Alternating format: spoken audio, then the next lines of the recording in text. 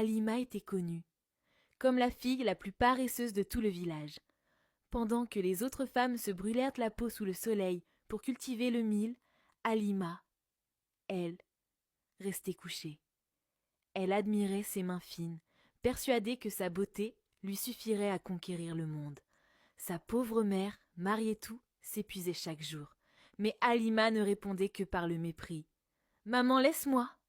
Je suis faite pour l'or, pas pour la poussière. » Elle ne savait pas que son désir d'argent facile allait bientôt lui coûter la vie.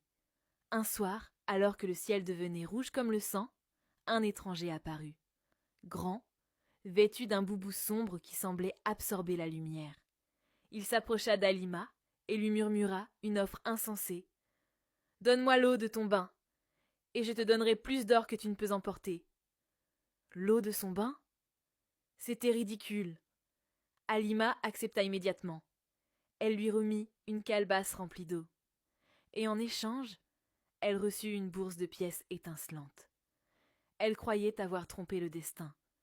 Mais le piège venait de se refermer. Pendant 3 jours, Halima parada avec ses bijoux. Elle se croyait reine. Mais le 4e jour, l'horreur commença. Pause. Lorsqu'elle voulut se laver, la première goutte d'eau qui toucha sa peau la berla comme du fer rouge. Elle hurla de douleur. Pourtant, l'eau était fraîche, mais pour Halima, c'était du feu liquide. Très vite, elle ne put plus boire. Chaque gorgée lui embrasait la gorge. Sa beauté s'effaça en un instant.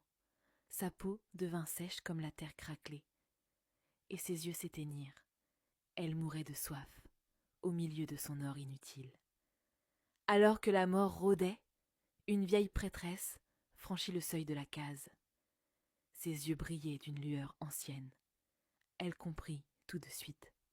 « Tu as vendu ton âme à un esprit de l'ombre, mon enfant. » Pour sauver Halima, la prêtresse alluma un feu sacré. Elle prévint le village. Cette nuit, l'esprit parlera. Et Halima devra choisir la vérité ou la mort.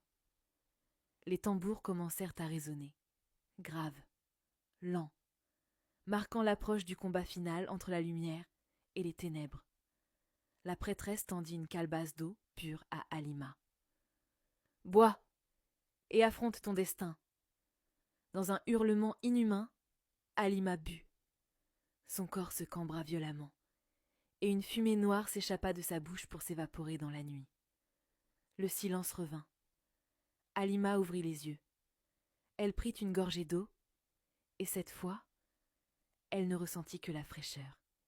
Elle était sauvée. Aujourd'hui, Halima travaille au champ avec sa mère. Elle n'a plus d'or, mais elle a retrouvé la paix, car elle a appris la plus dure des leçons. Rien n'est gratuit, et quand c'est trop facile, c'est souvent un piège. Abonne-toi pour la prochaine saison.